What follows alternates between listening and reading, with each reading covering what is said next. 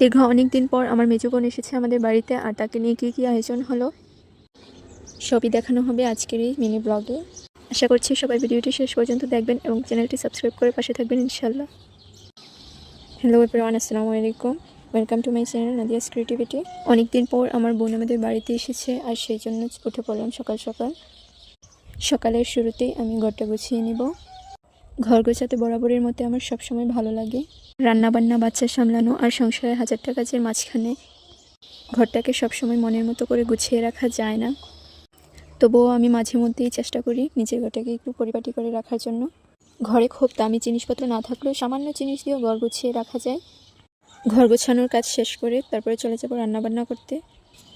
রান্নাবান্নার কাজ শেষ করতে প্রায় দুপুর হয়ে গিয়েছিল, আর এরই মধ্যে চলে এসেছিল এরা।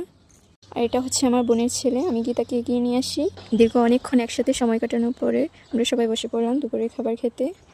আর খাবারের আয়োজনে করেছিলাম রুই মাছ, চিংড়ি মাছ, মাছের ভর্তা, পোলাও, রোস্ট আর গরুর মাংস। সেই সাথে আমার মোস্ট ফেভারিট দই তো থাকছেই। খাবার টেবিলে বসে অনেক গল্প করলাম।